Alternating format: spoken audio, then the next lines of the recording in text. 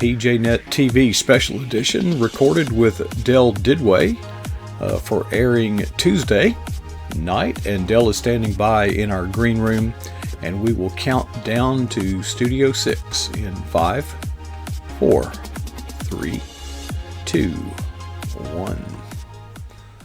Well, welcome to this special edition of PJNet.TV. And by the time you see this, it will be Tuesday night. It is presently Saturday night, where Dell and I are just, well, we've got nothing better to do, so we thought we'd just get together and chat a little bit. So we'll bring Dell in. He's right in the middle of a big gulp of coffee, which I think we all need. I think I'll get a gulp right now. Dell, it's getting down to crunch time for me. I don't see how I'm going to get everything done for this conference. Hey, just drink more coffee. Well, I've been doing that, Dell, and it's. Have you seen that bottled water called Smart Water? Mm-hmm. Yes. You know, it's over $2 a bottle. If you're paying more than $2 a bottle for Smart Water, it's not working. No, it's not. Let's go to the tap. Let's go to the tap water. There you go. But I've got so much, there's so much new stuff going on for me. I don't know, for you, this is probably just another, I won't say routine, but you've been through it before. But we've got more gear, more gear. And a lot of this stuff is still in a box. And I'm wondering, is it going to work? And it's making me just a bit uneasy. But, God's still in control, and we'll somehow pull it out. But we're going to pack all day Tuesday. And we'll travel all day Wednesday, and then set up most of the day Thursday, grab a shower, and everything starts Thursday night. So what's your plan? We're going to leave bright and early Thursday morning, head down, and check in, and then we've got to pick up a few people, bring them over, and then we'll be over the Thursday afternoon to help get things registered and get things set up. So looking forward to it. Well, it's actually pretty busy. I wouldn't say it's breakneck pace or anything, but it certainly is a buzz during setup. A lot of details. Yeah, I would imagine. And then, of course, Angie will be going down to registering people as they come in and make sure everybody's in the right place and all the logistics, because there's a lot to it. I mean, it's a smaller conference, but there's a lot of moving parts. You've been there. So just make sure everything's done correctly and everybody is in the right room and everybody's in the right place, and more importantly, all the food's there, so Andy takes care of that. So, well, I know it's like a football game. You don't know all the little details until something goes wrong. Yeah, I think up at the Ohio conference last year, we hit that snag where I was supposed to be upstairs, and then one of our conferees was in a wheelchair, so we had to, which was great. I mean, we were so thankful she was there, but we weren't prepared for that. So we learned, and we jostled things around, and we got everything moved. I was moved downstairs for my sessions, and everybody else was moved upstairs. So yeah, you have to adjust all the time. Well, I'm not on the website, but usually there's a pretty good complement of faculty. Do you happen to know off the top of your head who all's going to be there? I looked at it the other day. Yeah, of course, the standards. There's Kyle and Bethany and Michelle, myself. Edwina Perkins will be there. Eva Marie will be there. So Eva Marie Everson, sorry. We're looking forward to seeing her again. She's a legend in the Christian writing world, so we're looking forward to catching up with Eva Marie. She ran the Florida Christian Writers Conference for many years, a very, very competent, successful person there, so we're looking forward to catching up with her. Carolyn George will be there. She's one of the agents with Kyle. And again, I'm trying to recall off the top of my head, but right now I'm drawing a blank on some other folks. And there'll be a representatives there from Kriegel Publishing, which we're looking forward to sitting down with them. So it's going to be a fun, great event. Anybody's interested in getting into writing, Christian publishing, or just want to kind of learn, see what it's all about, pop on over to Liberty, North Carolina this upcoming weekend, Thursday, Friday, Saturday, and you'll get more than your taste full. Yeah, they pack a lot into those. It's really one evening and then a entire day Friday, and really not even half a day Saturday, I guess, if I remember right. Right. But you started your entire writing career started at by going to a conference, and what spurred you to do that? I think it was the advice of Michelle, but It what? was. It was. I didn't know Michelle at the time, but I had written a manuscript that I didn't know what to do with, or how to go about getting it published or marketed or anything. And I just reached out to Michelle on social media, and we connected. And she advised me. She said, "Go to some writing conferences. Go to one." So we went to one in Asheville, North Carolina, and at the Cove, Billy Graham's Cove, which is a great setting. I'd like to get back to that conference. It's just been time wise, I can't. And then 2 weeks later, I was down at the Florida Christian Writers Conference where I met Kyle, and it was a bigger conference. I made a lot of good contacts there, and that's where really all the ball started rolling as far as my involvement, and that's where we met a publisher whose idea it was to come up with Dugout Devotions, the first down devotions. So that's where those are born. So yeah, my everything that I'm doing now as far as writing. Aside from the newspaper, was spurned at a writers' conference, and so that's where it all began. That's why I always encourage people. They always ask me, "How do you get started?" Go to writing conferences. They're all over the country. And when I talk to when people want to talk to Kyle, they ask me, "How's the best way to get in touch with him?" He'll always say, "Go find me at a writers' conference." Yeah. Yeah. Now you were not new to writing. You've been writing for quite a long time. I think you come out on every. Well, first of all, you do your own blog at DaleDidway.com. Let me put that up there because. Well, that just started as a result of Michelle's advice. She said, "Start doing a blog." Okay. All right. So yeah, that was all. That's all. I've only been doing that for about 4.5 years. I don't know, about 3.5 years. All right. Did you start out with the commitment to do it weekly? No, I did not. That was on advice from Edie Melson, who's a social media and writing guru. She runs the Blue Ridge Mountain Christian Writers Conference, one of the directors there. Edie is a legend, and all the respect in the world for Edie. She gave a class on. She just said, "Be consistent with your blogs." Mm-hmm. And so, because when I first started doing them, I just put them out when I felt like it. I'd put one or two out a week. Mm-hmm. Yeah, and so she said, start doing them. Have a regular commitment, whether it's every 2 weeks, every 3 days. So a lot of us do them weekly. Becky does them weekly on Mondays. I chose Tuesday night, and now it's Tuesday morning. I switched it to Tuesday morning. But and it got to the place where people expect it. And if they follow you, they're expecting your blog about that time. So on Tuesday. Mm-hmm. So that's where that came from. It's just some advice and listening to experts and what they do. Well, it's not only the psychological consistency that you mentioned. It's actually becomes part of your brand. And you hear this word, your brand, kicked around a lot. You'll hear the word platform kicked around a lot. Yeah. So let's talk about your brand. And it's kind of this nebulous subject, but I was in a conversation and just sort of spontaneously said, well, it's like this. When someone that you do know talks to someone who does not know you, and they say, well, who is that? The person you do know will say, he's the guy that. And I said, what follows the word that is your brand. Yeah, hopefully that doesn't involve the word lawsuit. So. I've been trying the last couple of years strategically trying to do a brand, trying to get myself labeled. We have discussions on that. I have a logo now. I've had that for about a year, and it's on my cards when I do my little video post. And my logo is my first name, Del.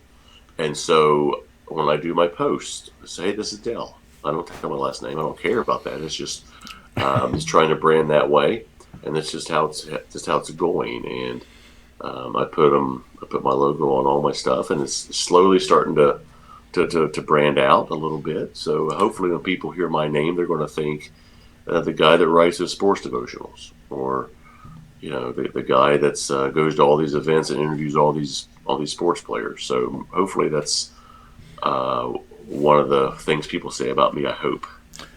Well, Dale, you mentioned consistency, and I want to emphasize the power and the necessity of consistency, because I was given, this was at a church event, and the person leading, this was not a church service, it was a some sort of conference, Yeah.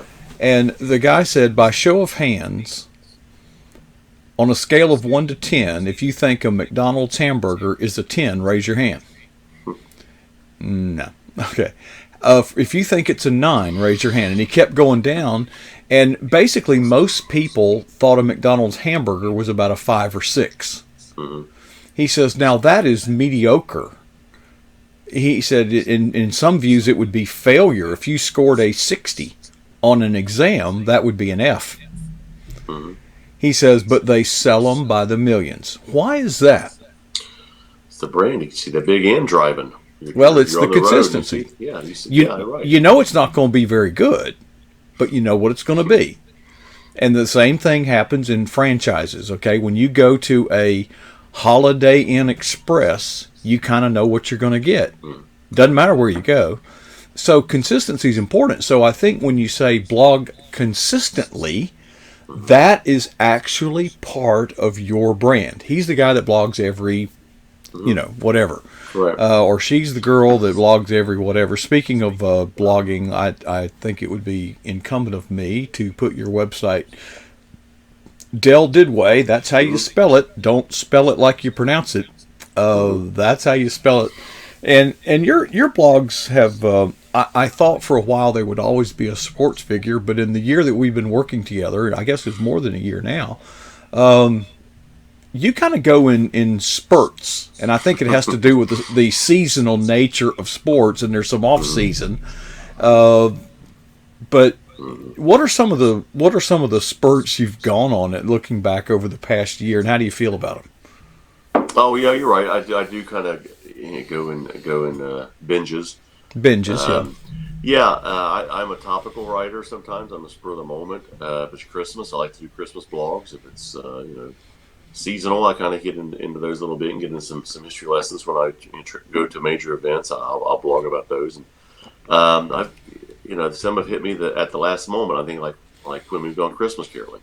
So I do try to post inspirational pieces about players, and I'm going to start First Down Devotions 2 here next when I get back from the conference. So I'll probably start getting back into that again.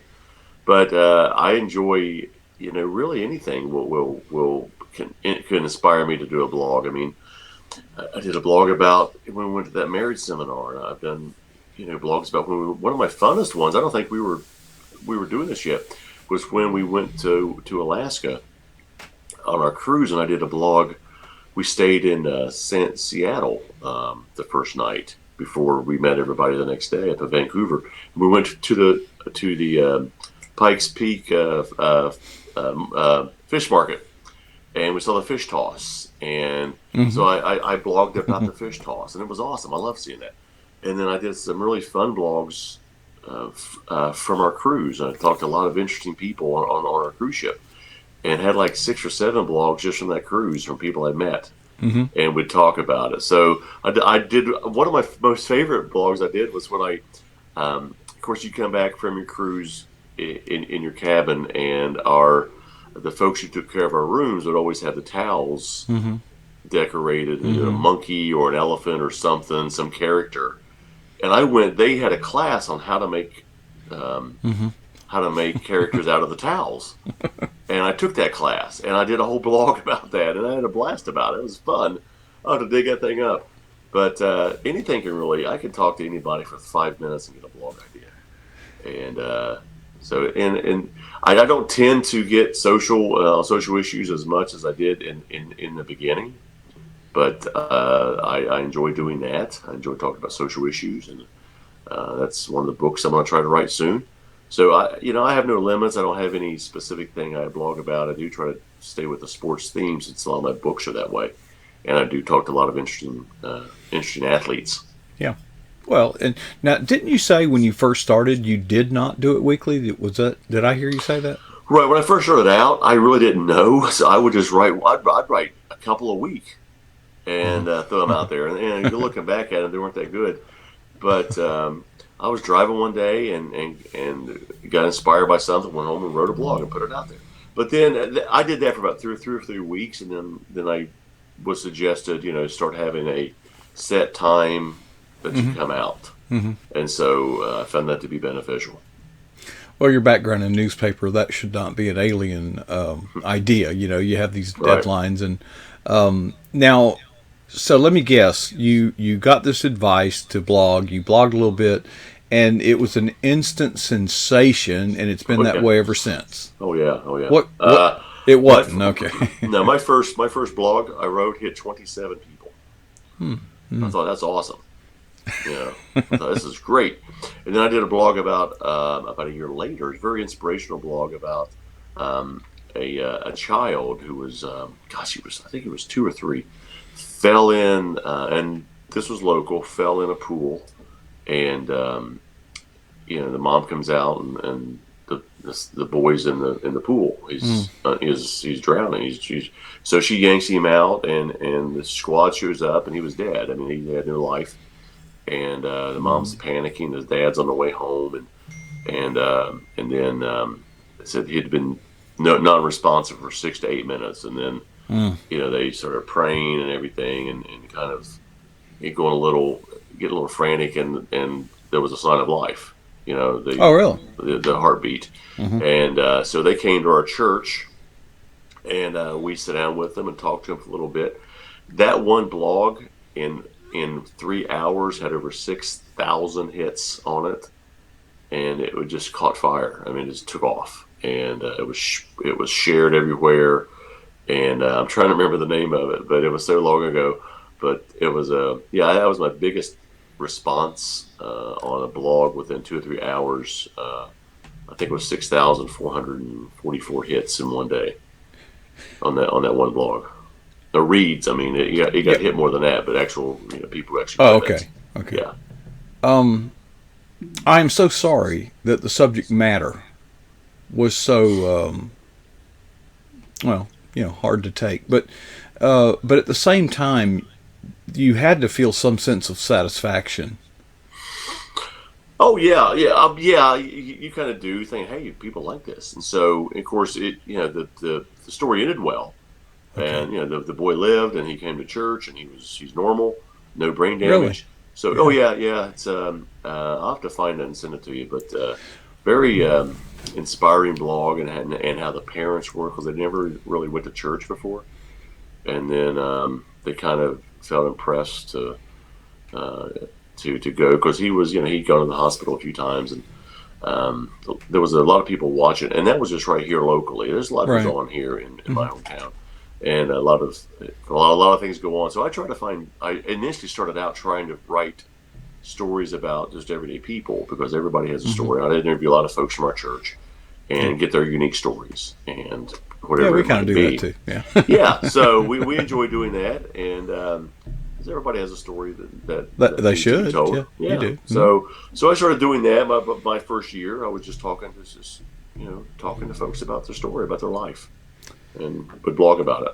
Dale, I'm not a writer, but I was kind of new to social media, Twitter, I believe, and you remember when the BP oil spill?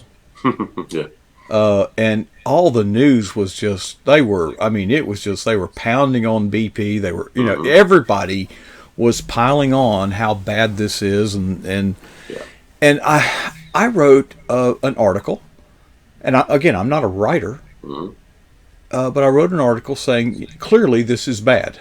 Clearly, okay? However, it is also an opportunity.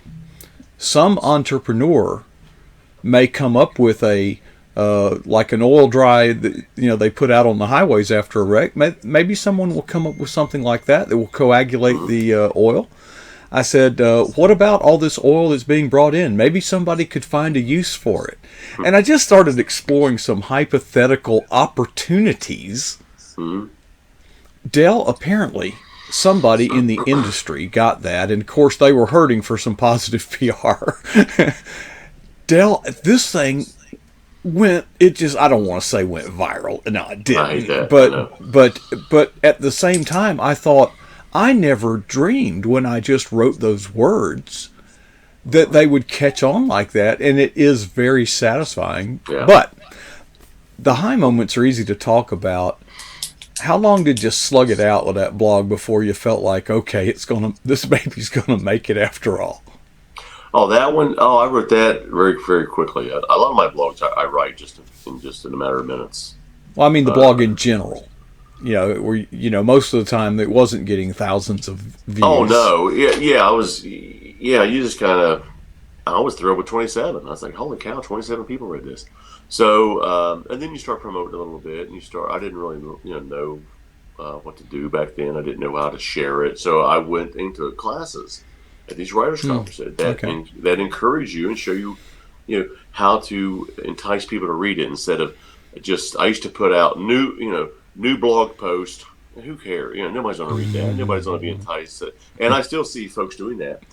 And so how to give teasers to it, and how to entice people to read it, and how to promote it and encourage people to read it, and always ask questions ask for the feedback. So started doing that, started getting more and more and more. Then you have something big like that happens, which I didn't think would get that much traction. I just looked up some of it that I had in 2 hours, 6,329 people have viewed that for that one post. And I mean, it got more than that, but within 2 hours, it was 6,000. Over 6,000 hits. Yeah. So I was doing something right there, and that was before I really had a bigger following on Twitter. I mean, before I had a bigger following. If I had that post out now, I would venture to say it'd probably be in the 50,000, 60,000 range. Have you ever? I've done this, and I don't know if it's a good thing or not, but I do. I look at what churches are doing, and here in this area, most churches have an audience of 200-300.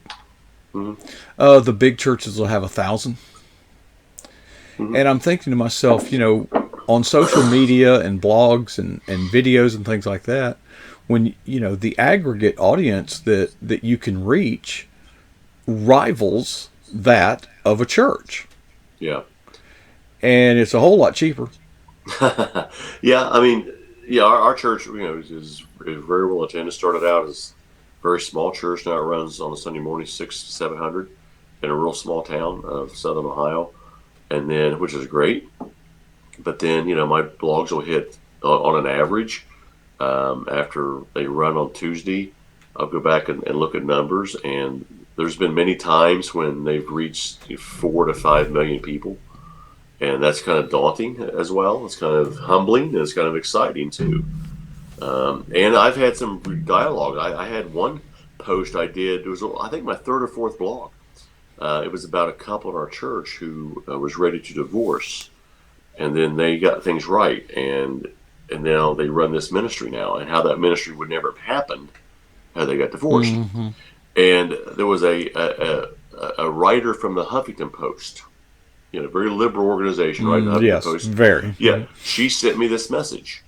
I don't know her. And she writes for the Huffington Post. She says, I read your blog. I don't agree with it at all, but it made me think. Wow. And I took a screenshot of that. I said, I made somebody from the Huffington Post think about something. I thought, wow, that's pretty neat. And I've had a lot of good comments from some bigger names, and several people at Fox News at one time have retweeted my blogs, and so it's kind of an honor. So it's kind of nice.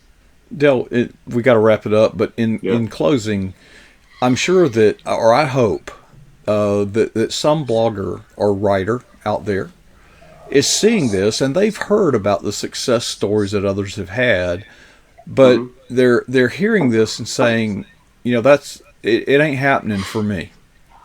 What would what advice? Not knowing the particulars, but for the person who's struggling and just feeling like throwing the towel in and giving up, what would you say? I would say review your content, see what genre you're going for. If it's inspirational and encouraging, you're more likely to get more hits because people like that kind of stuff today.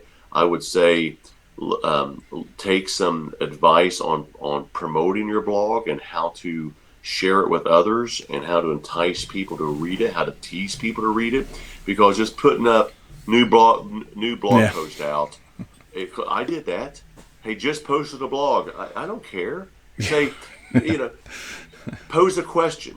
How do you, to the person who may see it on Facebook? Ask people. It's something I found out that Todd Starnes does, and told me he would put out a Facebook post and he would ask people, please like and share this. I started doing that occasionally. Yeah, you do. They started doing it. I was like, wow, they will. So please like it and share it, and they will. Well, Dale, we have exciting news at PJNet because we have got got some technology leveraging that very thing, and you're right. I think if you ask people, many won't. Let's start there. Many won't, Yeah, but many will. Okay, and who cares what the ones that don't do it? Who cares? If you ask 20, maybe 5 will do it. Yeah, you never know. So Well, you gotta ask them. let's see. You're on at 9:30, so we're not bumping into somebody else's time. I don't want to belabor the point, but folks, you mentioned look at your content. You mentioned that first, and I think that's appropriate because before you start promoting your blog, if it were me, and I'm not a writer, but I certainly talk and deal with a lot of them. You know how when you're going to sell your house, you stage it up to sell? Mm-hmm. Well, you might want to stage up your blog. Pictures are great. Yeah, and get somebody's opinion. Get a professional opinion, and and those are hard, Dale. I've talked to people who have gone to these writer critiques, and they don't powder puff the critique. No, they much. don't. They got to learn how to. Some of them are pretty mean, but you got to compliment folks and tell them, hey, this is good. This is how it can get better. And so if somebody's struggling with their blogs, not getting enough traction, keep writing it, keep posting it, advertise it a little bit. I mean, not advertise, but ask people to share it, ask people to like it, make it attractive. Put a nice feature picture with it, and you can do those. Feature images which attract people to it, and ask questions. Always leave your blog with an answer. What did you think about this? Please comment. I try to pose a question to the reader at the end. Please, I would love your comments about this. Now, when I post one that's kind of touchy, I'll ask them, please comment, and without being snarky about it, which has happened. And so, if it gets cruel and personal attacks, I won't publish their comments. But if they don't agree with me, and they can tell me why, I will publish it and say this is fine.